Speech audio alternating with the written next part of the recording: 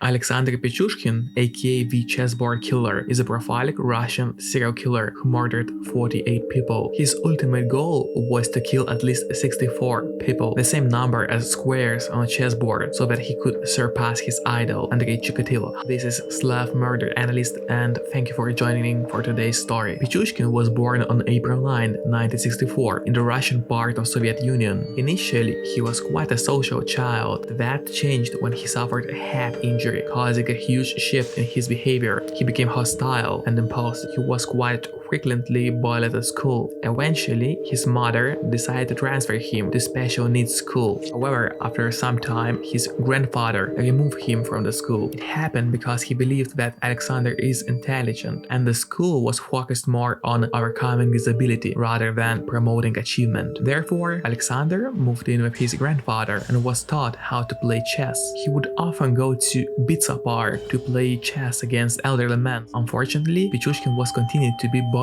by students, and things took a turn for the worse when his grandfather died, which devastated him and led to vodka addiction. He returned back to his mother's home and enrolled as a student. Meanwhile, Pichushkin kept playing chess in Bitsa Park and also developed a sadistic hobby in which he would record himself while threatening children. He watched these videos repeatedly to reaffirm his power, but his murderous urges were not satisfied. On July 27, 1992, 18-year-old Alexander committed his first murder. His plan was to kill people together with a friend, Mikhail Adichuk, but in reality, Mikhail thought that Alexander was just joking. When Adichuk realized that his classmate was being serious, he tried to back out. Enraged, Alexander hit his head with a hammer and pushed his body into a well. 3 days later, Pichushkin was questioned by police about Adichuk's death. There was some evidence pointing to his guilt, but nothing ever came out of the investigation. Alexander claimed to have committed another murder later in 1992. His ex-girlfriend, Olga, had broken up with him and started dating his friend, Sergei. Pichushkin disposed of his romantic rival by throwing him out of a window. Sergei's death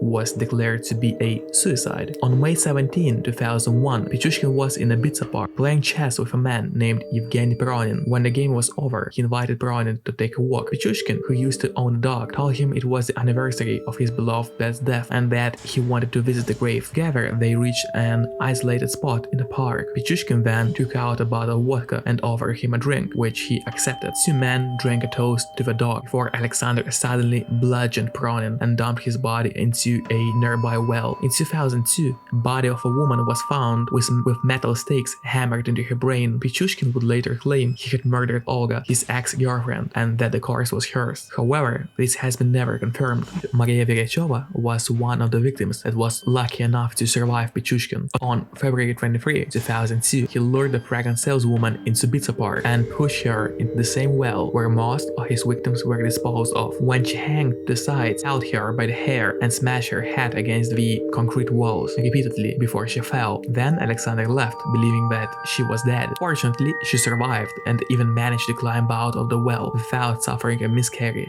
Verechova reported the crime to the police, but since she was an illegal immigrant, she was forced to drop her claim to Pichushkin.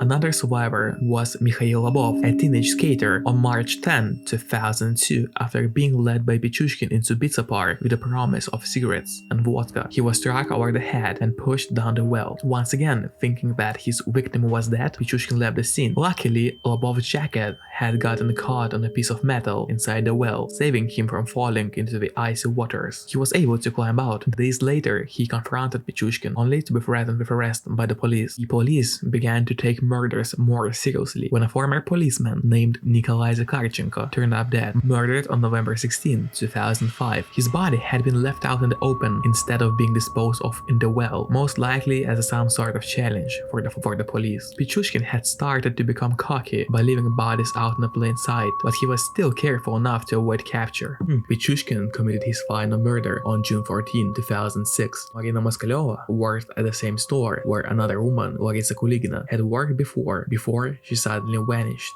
She had been killed by Pichushkin, who has been a co-worker, on April 12. Despite this, Kuligina's strange disappearance did not seem to scare Moskалёва, assuming she was even aware of it. She took a walk with her co-worker into Bitsa Park, where he then struck her with a hammer. What Pichushkin didn't know that shortly before going together with him, Moskалёва had left a note to her son telling him where she was going and who was with her. The note also contained his phone number. The boy called Pichushkin, who told him that he had not seen his mother. Obviously being suspicious, the boy informed his father about it, who then proceeded to call the police. Another thing Pichushkin was unaware of was that Moskалёva's clothing contained a metro ticket. Security camera footage from the station where she had bought the ticket was reviewed, which displayed Pichushkin walking alongside her. 2 days later, he was arrested. One particular piece of evidence against Pichushkin was the fact that he kept the logbook around. That logbook contained 64 squares inside, much like a chessboard. Each square represented someone he killed. 62 had been filled in, which was later lowered to 60 when Pichushkin found out that 2 of his victims, presumably Viricheva and Polikarpov, had survived.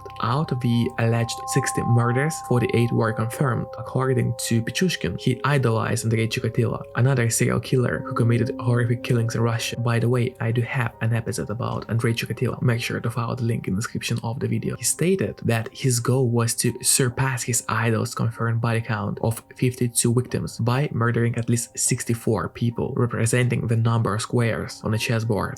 Pichushkin also said that even if he did reach 64 murders, he would kill more people unless he was stopped. On October 27, 2007, Pichushkin was convicted of murder and attempted murder. He asked Russian court to add more victims to his body count. During his trial, he was kept in a glass cage for his own protection. The judge took an hour to read the verdict, which was life imprisonment, with the first 15 years to be spent in solitary confinement. As of now, Pichushkin is still in solitary confinement, but in 2016, a woman known only as Natalia visited him, and the two actually ended up getting married. I hope you enjoyed the episode, and if you did, please consider hitting the like button and also leaving a comment, because it's going to help me a lot with YouTube algorithms. Make sure to subscribe my channel for more episodes, and see you next time.